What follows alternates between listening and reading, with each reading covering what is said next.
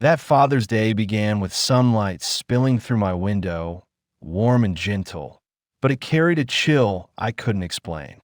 The laughter in the living room felt a little too loud, the smiles a little too quick to fade when they glanced my way. Something unspoken hung in the air, a quiet shift in the ground beneath me, though I didn't yet know how deep the crack ran. I remember holding that gift in my hands, small and light, while across the room another gift gleamed under the morning light, one not meant for me, yet somehow paid for with the very lifeline I had given. From that moment on, every polite nod, every passing word became a thread pulling tighter around the truth I was about to uncover. Stay with me through this, because when the truth finally surfaced, it didn't just change my family, it rewrote who I believed I was to them.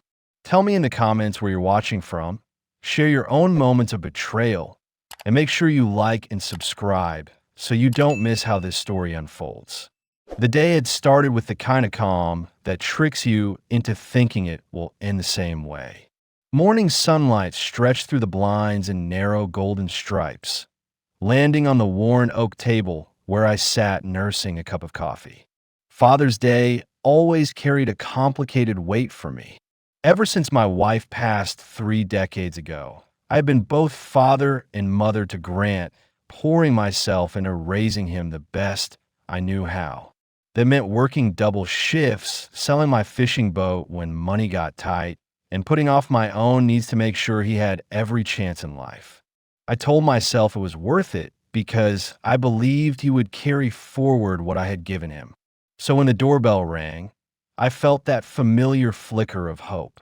I opened the door to see Grant standing there, sharp as a magazine ad in a fitted navy blazer, his hair styled like he had somewhere important to be. Beside him, Isla stood poised in a cream-colored dress, her expression polite but distant. In Grant's hand was a small gift bag, the kind you might give someone when you forgot about the occasion until the last minute. "Happy Father's Day, Dad," he said, his voice carrying the faintest note of formality. I stepped aside to let them in, watching as they sat on the couch's edge like guests who didn't plan to stay long. I reached into the bag and pulled out a pair of navy socks, the price tag still attached, $15. I turned them over in my hands, forcing a smile that didn't touch my eyes. "Practical," I said evenly. Grant smirked slightly. "You've always been a simple guy," he replied, as if simplicity were a flaw. I asked if they could stay for coffee, but Isla shook her head. They were due at Lucinda's for dinner. She smoothed her skirt and glanced at her watch in a way that told me they'd already stayed longer than they wanted. The moment the door closed behind them, the house felt heavier. I returned to my chair, the socks on the table in front of me, when a familiar ping from my phone broke the silence. I picked it up and opened my social media feed. That's when I saw it. A photo of Lucinda, dressed in a tailored suit at a white linen restaurant table, her wrist angled perfectly toward the camera. On it gleamed a Patek Philippe watch, the kind that costs more than most people's cars. The caption under the image read, "To the best mother in the world, a gift worthy of her grace." My pulse quickened, the edges of my vision narrowing. The watch was unmistakable. 2 months ago, Grant had called me with a voice tight with urgency. He told me Isla's mother needed an emergency surgery, and they were short $15,000. I didn't ask for proof. I didn't question the timing. I transferred the money the same day because that's what you do for family, especially for your only child. And now, here it was, sitting on Lucinda's wrist, sparkling under restaurant lights like a trophy. My hand tightened around the phone as the betrayal seeped in, slow and sharp. Memories surged. Late nights teaching him how to tie a tie. His first car paid for with the bonus I earned working weekends. The down payment on his house that I handed over without blinking. I thought those moments were investments in a bond between us. Seeing that watch made it clear that bond existed only in my mind. I zoomed in on the photo, the polished face of the watch reflecting the glow of a chandelier. It looked brand new, not the kind of thing someone buys when they're worried about paying medical bills. My breath came heavier, and the room felt smaller. The ticking of the clock on the mantel, once a background comfort, now struck like a hammer in my ears. Each tick felt like it was marking the seconds I'd been a fool. I leaned back in my chair, staring at the socks still sitting on the table. The $15 price tag dangled like a punchline to a cruel joke. The thought ran through me like ice. He had spent my $15,000 to buy a watch for his mother-in-law and had given me socks. My coffee had long gone cold, but I sipped it anyway, the bitterness fitting my mood. I picked up my phone and scrolled through the rest of Lucinda's post, reading the gushing comment from her friends, people congratulating her for having such a generous son-in-law. My jaw tightened with every line. Generosity with someone else's money was nothing more than theft wrapped in charm. I set the phone down, trying to focus on anything else, but the details of that day 2 months ago kept replaying. Grant's voice on the phone had been strained, almost frantic, as he told me how dire the situation was. He said Lucinda was in the hospital, that time was running out, that he wouldn't be able to live with himself if he didn't do everything possible. And I had believed him instantly because that's what a father does when his son says it's life or death. Now I knew the only emergency had been his desire to impress. By late afternoon, I needed air. The walls of my house felt like they were closing in. I stepped outside into the heat of the Chicago summer, the cicadas buzzing in the distance, the smell of cut grass heavy in the air. As I crossed the street, I saw Rufus Calder, my neighbor of nearly 20 years, kneeling in his yard beside a panting golden retriever. He straightened when he saw me, his face flushed from the sun, and gave me a wave. "Malcolm," he called out, "you've been keeping busy?" I managed a polite nod. "Trying to," I replied, though my mind was elsewhere. He leaned on his rake, eyes narrowing in thought. "I think I saw your boy downtown last week," he said casually, like he was talking about the weather. That caught my attention. "Downtown?" I asked. Rufus nodded. "Yeah, on Bellevue Street. He was in that big watch store. What's it called? Whitmore and Sons. The one with all the glass cases and security guards at the door. Looked like he was picking out something special. Had a sales clerk showing him a few pieces." The words landed heavy in my chest. Bellevue Street wasn't a place you wandered into unless you had money to burn. It was the kind of area where every storefront gleamed, and you could feel the price tags before you even saw them. I kept my face neutral, but inside I was putting the pieces together faster than I could keep up with. Rufus chuckled lightly, oblivious to the way his words twisted in my gut. "Guess he's doing well for himself," he said. I forced a tight smile. "Yeah," I muttered. Something like that. After a few more pleasantries, I left him to his yard work, my thoughts churning. Now I had confirmation that Grant's path to that watch didn't start in any hospital. It started in a boutique under the glow of display lights with a credit card in hand. My credit card. I could see it in my mind, him leaning over the glass, nodding along as the clerk described the features, picturing how impressed Lucinda would be when she saw it. The betrayal felt deeper now, layered. It wasn't just that he lied to me. It was that he had rehearsed this, planned it, made the decision that my trust was a resource to exploit. Back home, I sat down on my desk and powered on my laptop. I pulled up my online banking and stared at the transaction history for March. There was a $15,000 charge to Whitmore and Sons, clear as day. My stomach clenched, and for a long moment, I just stared at it, the cursor blinking beside the line item like it was mocking me. That was the same week he called, the same week I dropped everything to help him. I leaned back, rubbing my temples, the memory of our conversation sharp enough to cut. He had thanked me over and over, called me a lifesaver, told me I was the only person he could count on. And all the while, he'd already known exactly where that money was going. I knew that if I walked into Whitmore and Sons unprepared, I would leave with nothing but more questions, and I had no patience left for doubt.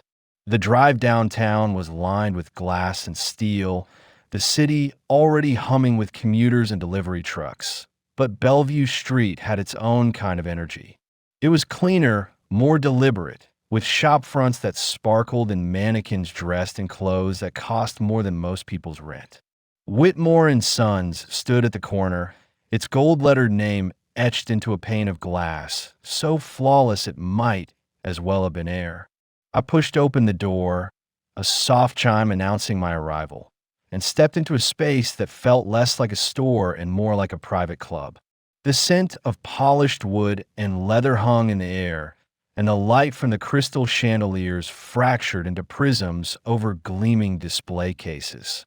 Behind the counter, a young woman in a tailored black suit looked up with a practiced smile. "Good morning, sir. How can I help you today?" she asked, her eyes flicking briefly to my jacket and scuffed shoes before returning to my face. I reached into my pocket and pulled out the printed photo, sliding it across the glass toward her. "I'm looking for information about this watch," I said, my voice calm but edged with steel. "It was purchased here. I need to confirm the date and the buyer." She glanced at the image, and I caught the subtle shift in her expression, the faint recognition she tried to hide. "One moment," she said, lifting the photo and disappearing through a velvet curtain at the back of the store. The seconds stretched, the quiet ticking of an ornate wall clock marking each one like a drumbeat. I scanned the room, my gaze landing on the exact model of the watch in the picture, sitting under glass as if it were a rare artifact. $15,000 for something that measured time the same as the old clock on my mantel. After what felt like several minutes, the curtain parted and an older man stepped out. He was bald on top, with neatly trimmed silver hair at the sides, and wore a charcoal suit that looked like it had been made for him alone. "Good morning," he said, his tone professional but cautious. "I'm Mr. Whitmore. My associate tells me you're asking about a recent sale." He placed the photo on the counter between us. "This is indeed one of ours, a Patek Philippe 24 automatic in stainless steel. We sold one exactly like this in late March." My throat tightened, but I kept my voice steady. "Do you have the buyer's information?" His gaze flicked to me, then to the bank statement. I now slid forward the $15,000 charge, circled in red ink. "That's my account," I said. "I believe it was used for this purchase." He studied the statement for a moment, then nodded once. "Yes, this transaction matches our records. Paid in full, March 18th, by a young man who was accompanied by a woman. He mentioned it was a gift for his mother-in-law." The confirmation hit harder than I expected, even though it told me nothing I didn't already suspect. Hearing it from a man whose name was on the storefront made it undeniable. I pictured Grant standing here, leaning casually against the counter as the clerk boxed up the watch, handing over my card without a second thought. I pictured Isla beside him, watching the whole thing unfold, neither of them even considering how they'd explain it to me later because they had no intention of telling me the truth. "It's a fine piece," Whitmore continued, either unaware or unconcerned about the storm building in my chest. "We don't deal in counterfeits. This one retails for $14,950 plus tax." I stared at the watch in the display case again, my reflection faintly visible on the curved glass. I wondered how many hours of my life it represented, how many late nights at work, how many opportunities one had passed up to make sure Grant had what he needed. All of it reduced to a shiny trinket sitting on someone else's wrist. "Thank you," I said finally, my voice low but firm. "That's all I needed." I folded the bank statement and photo, tucking them back into my jacket. Whitmore gave a polite nod, and I turned to leave, the chime of the door sounding again as I stepped into the crisp air outside. The city noise hit me like a wall, but underneath it was a clarity I hadn't felt in years. The fog of uncertainty was gone, burned away by the truth I had just collected like a blade in my hand. Grant had lied, and now I had proof that could cut through whatever story he tried to spin next. As I walked back to my car, the sun flashed off the mirrored windows above me, and I realized I no longer felt the same heaviness I carried the day before. The anger was still there, yes, but now it was sharpened into something with direction, something I could use. I slid into the driver's seat and closed the door, the sounds of the city muffled to a dull hum. The air in the house felt cooler than outside, quiet except for the faint ticking of the mantel clock, that constant reminder of time slipping by. I dropped my jacket over the back of a chair, took out the folded bank statement and printed screenshot, and laid them on the kitchen table in a neat stack. They were my proof now, and proof was a kind of power I hadn't had yesterday. I poured myself a glass of water and stared at the phone when it lit up again, his name glowing across the screen like a warning. This time I picked it up, not out of forgiveness, but because I wanted to hear what kind of story he had prepared. The line connected, and before I could speak, his voice came in fast, sharp, like he was trying to flood the space before I could get a word in. "Dad, finally, what's your problem?" "I've been calling all day," he snapped. His tone wasn't concerned, it was impatient, almost irritated, as though I were the one who owed him an explanation. I let a pause stretch between us before I said, "I've been busy. Had to check on something." The way his voice shifted told me he heard the change in mine. "Check on what?" he asked a little too quickly. I leaned back in the chair, letting my eyes rest on the neat stack of papers on the table, like a $15,000 watch at Whitmore and Sons. The silence on his end lasted long enough for me to picture him frozen in place, mouth open, mind scrambling. "What are you talking about?" he said finally, the words too defensive, too fast. "You're making a big deal out of nothing. That's not even—" I cut him off. "I went to the store, Grant. The owner confirmed it. You used my card. You told me it was for medical expenses. You lied." His breath hitched, and then he laughed, a short, brittle sound that didn't carry any real humor. "God, you always overreact. It was a gift, okay? Lucinda has done so much for us, you wouldn't understand." His choice of words was deliberate, putting me outside his circle, making me the one who didn't get it. But I heard the strain under the bravado, the edge of panic in his voice. "A gift with my money," I said evenly. "Without my consent." My free hand curled into a fist, nails biting into my palm. "What else have you lied about?" His tone sharpened. "This isn't your business anymore. I'm not a kid. You don't get to control what I do." That word control was something he'd used before, a way to turn the accusation back on me, but this time it didn't land. "Then act like an adult," I told him, my voice cold enough to cut. There was a beat of silence before he spat. "You're so petty. I don't have time for this." And then the line went dead. I stared at the phone, the sound of his voice still echoing in the quiet kitchen. Petty. The word didn't sting like he meant it to. Instead, it hardened something inside me. I reached over to the counter, grabbed a pen, and pulled a notepad from the drawer. I wrote down every word he'd said, each insult and deflection, each attempt to minimize what he'd done. I knew enough to understand that memory fades, but ink doesn't. I was still jotting down the last sentence when the phone buzzed again, this time with a text. The number wasn't in my contacts. "Mr. Hensley, this is Deirdre Vaughn, attorney. I believe you may need assistance. I can help you protect your interests." She directed me down the hall to an office where Deirdre Vaughn was already standing, hand extended, a woman in her early 50s with sharp eyes and an even sharper suit. "Mr. Hensley," she said warmly, but with a firmness that told me she didn't waste time. "Please sit. Let's get started." Her desk was neat but lived in. A few framed certificates on the wall, a stack of folders neatly arranged, a steaming mug of black coffee at the edge. I placed the bank statement, the screenshot, and my handwritten notes from the call with Grant in front of her. She studied each one carefully, flipping through the papers without rushing, her eyes narrowing slightly at the details. "You have more than enough to act," she said finally.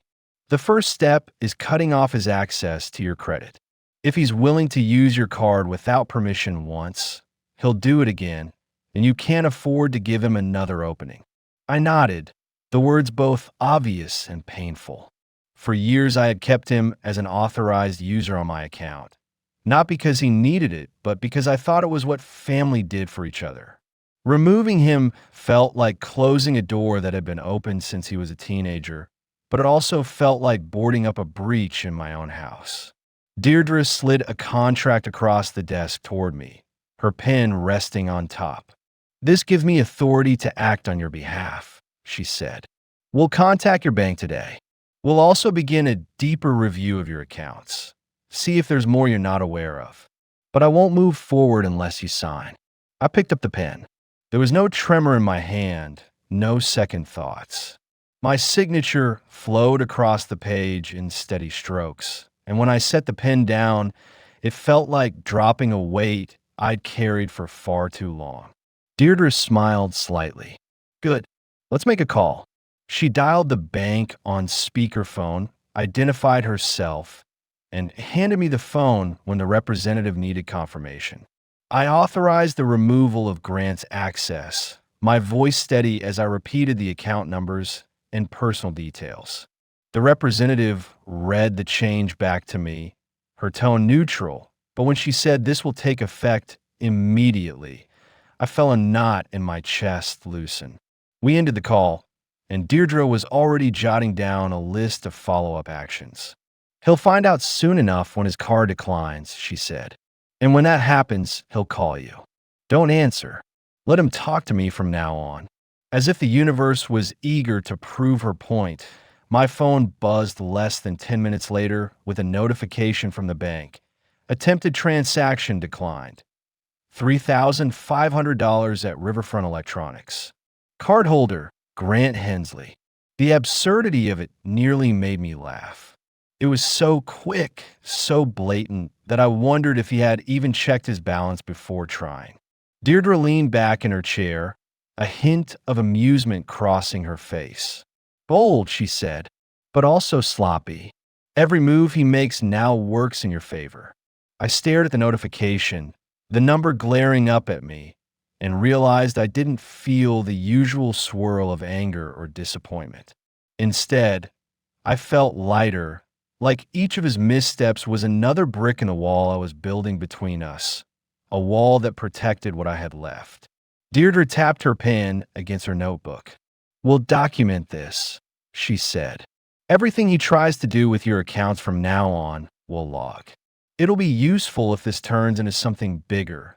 Fraud charges, restraining orders, whatever you need." Her matter-of-fact tone steadied me. I wasn't alone in this anymore. We went through the rest of my accounts, checking for unfamiliar charges, setting up alerts that would ping both me and her if anything suspicious happened.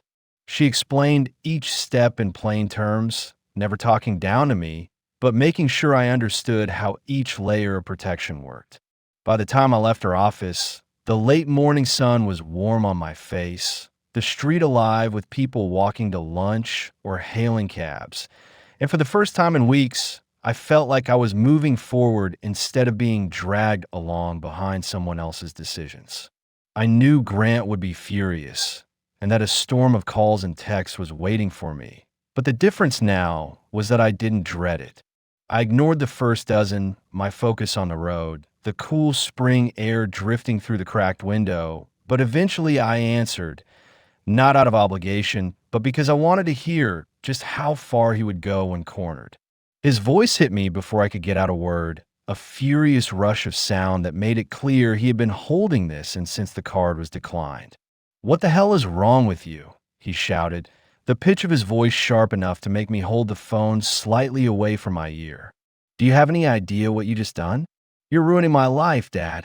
You're acting like a selfish old man who doesn't care about his family. I let him burn for a moment before answering, my voice measured and calm. You used my money to buy a $15,000 watch for your mother-in-law and told me it was for medical bills. That's not selfishness on my part, Grant. That's theft on yours.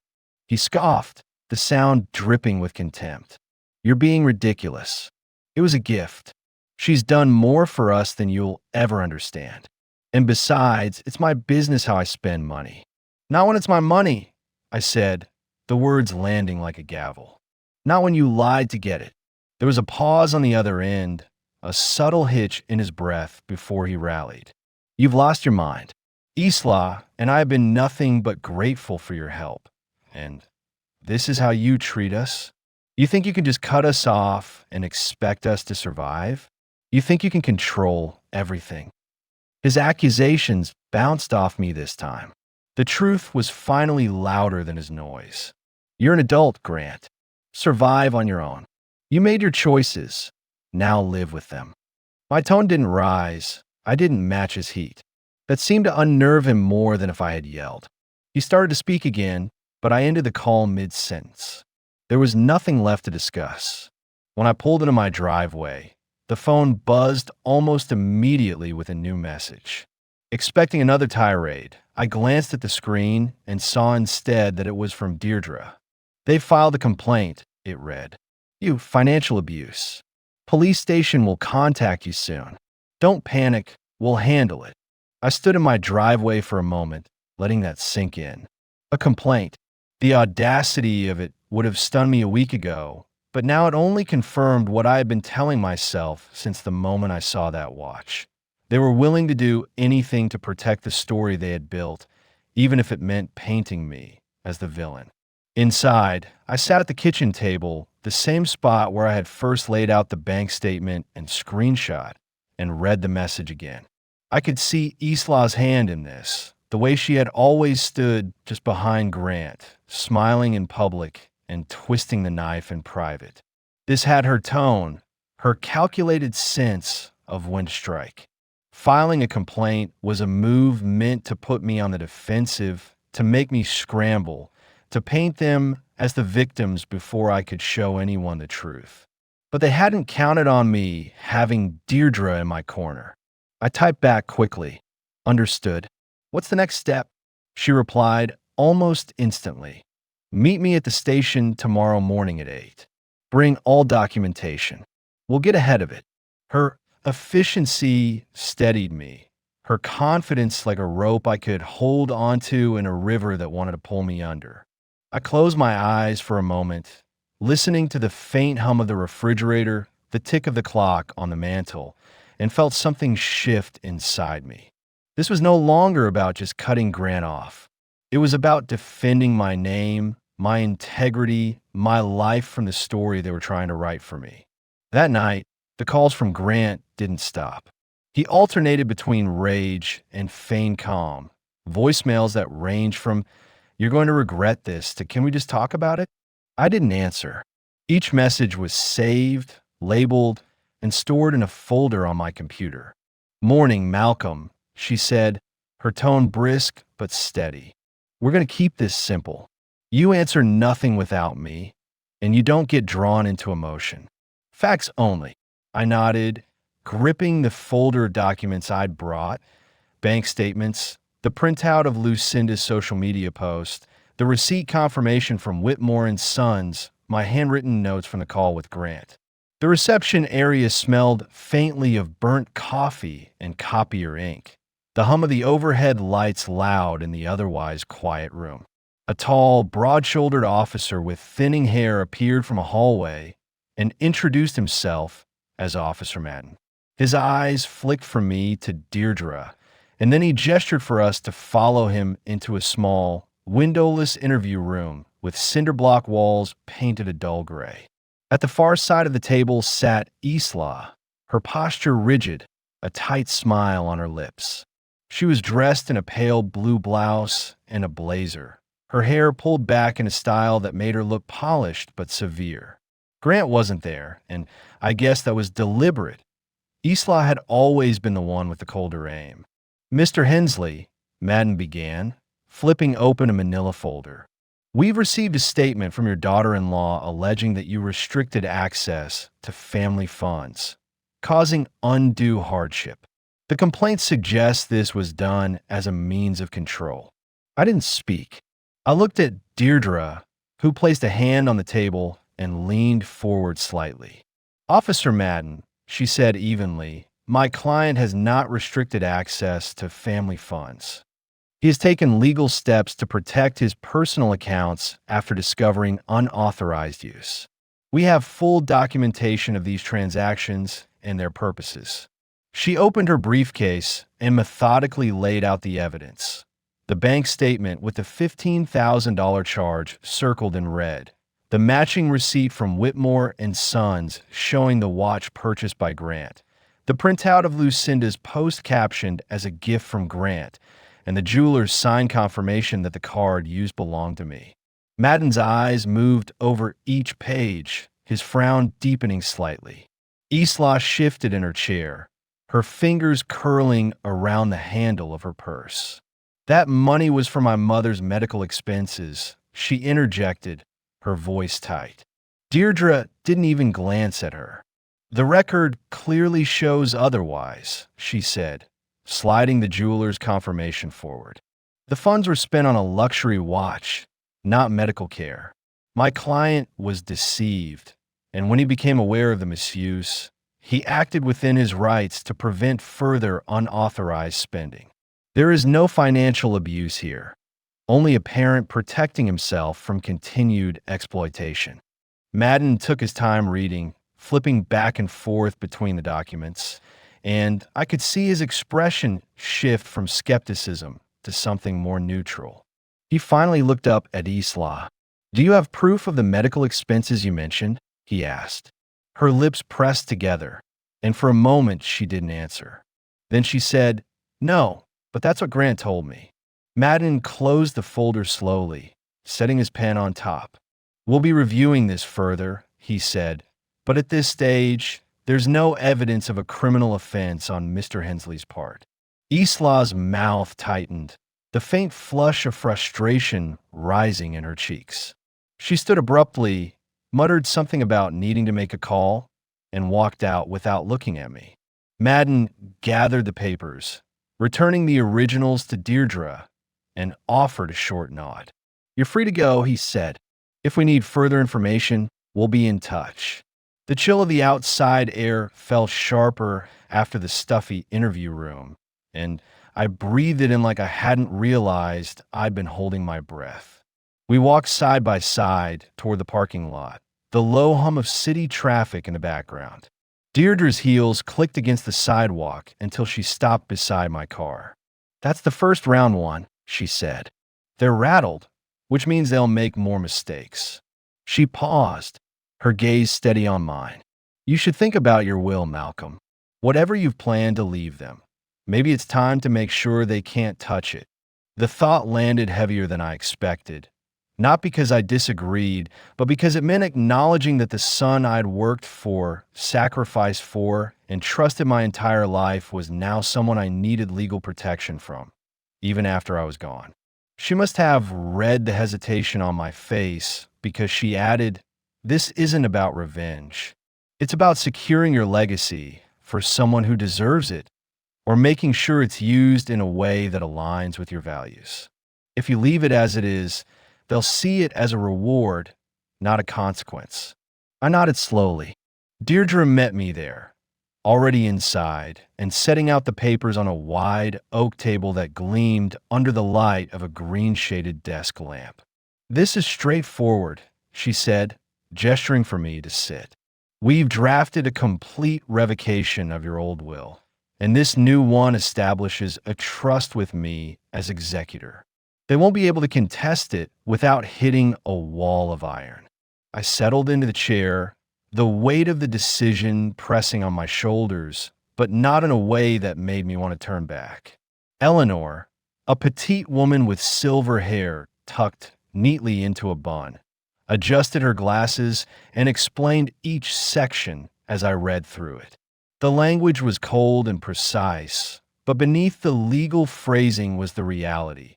Everything I owned, every account, every asset, would now be protected from Grant and Islaw's reach.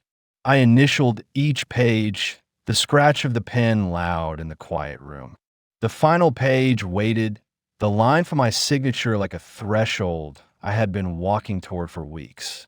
I took a breath and signed my name with the same steady hand I'd used when I signed the mortgage for my first home, when I signed the permission slip for Grant's first school trip, when I signed the papers that put him through college.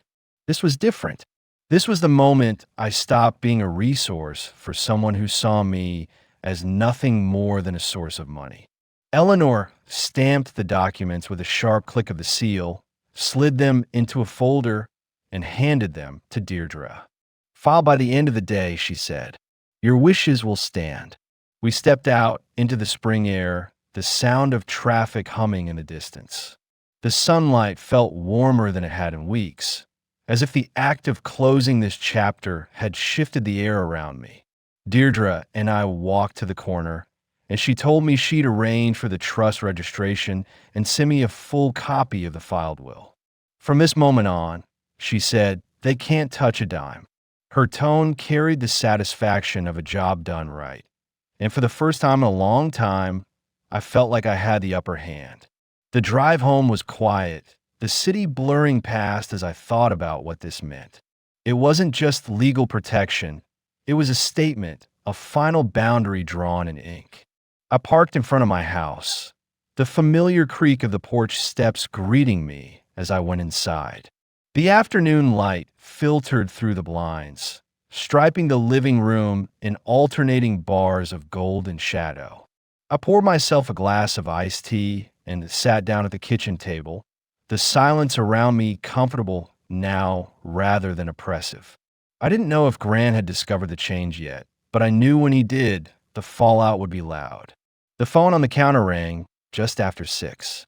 I expected it to be him, his name flashing with the usual mix of anger and entitlement, but instead the caller ID read C. Keating.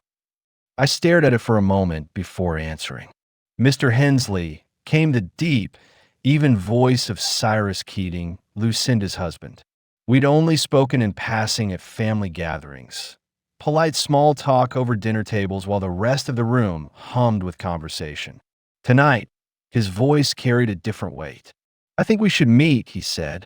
"I have something we need to discuss about my wife, about Grant, and about that watch."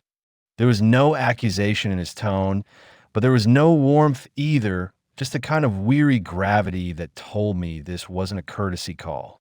I agreed to meet him the following evening at his home, the address already known to me from years of invitations I'd politely declined. After hanging up, I sat there for a while, the condensation from the glass leaving a ring on the table, my mind turning over the possibilities. Cyrus wasn't the kind of man who wasted time on pointless conversation. If he wanted to meet, it meant he knew something or suspected enough to want it confirmed. I pictured the watch on Lucinda's wrist, the way she'd posed for that photo, the caption dripping with smugness. If Cyrus had seen the same post, if he'd started asking questions of his own, this meeting could change more than just the narrative. It could open a door to an unexpected ally. The thought was a strange one, given the tangled family dynamics, but the more I considered it, the more it made sense. The mansion rose ahead, a sprawling stone structure with tall windows that glowed warmly from within, though the warmth felt more like stage lighting than comfort. A man in a dark suit opened the heavy oak doors before I could knock, silently gesturing for me to follow him through a grand foyer where the marble floor reflected the light from an elaborate chandelier. My shoes echoed across the polished surface, and a scent of polished wood mingled with something faintly metallic, like the tang of a storm not yet broken. Cyrus was waiting in a study-lined floor-to-ceiling with bookshelves, his frame tall and broad in a tailored charcoal suit, his expression drawn tight in a way that suggested sleepless nights. On the desk in front of him sat a small velvet box, closed but unmistakable in shape and presence. He didn't bother with pleasantries. "Malcolm," he said, his voice low, roughened by controlled anger, "I owe you an apology." He gestured to the box. "That watch was given to me under false pretenses. I was told it was from Grant and Isla, a gesture of appreciation. I learned yesterday that it was purchased with your money, without your consent. I didn't move closer yet, keeping my hands at my sides." "You didn't know?" I said, not as a question, but as an observation. His eyes met mine, and for a moment I saw something there beyond anger, disappointment, a kind of weary recognition that we had both been played. "I would never have accepted it if I'd known," he continued. "And it's not just this." He reached into a drawer, pulled out a thin folder, and slid it across the desk. Inside were printed emails, meeting notes, and a proposal draft bearing Grant's name in bold at the top. Cyrus's voice hardened. "He's been pushing to get a seat in one of my subsidiaries. Told the board he had my support. Even hinted at future investments. None of it true.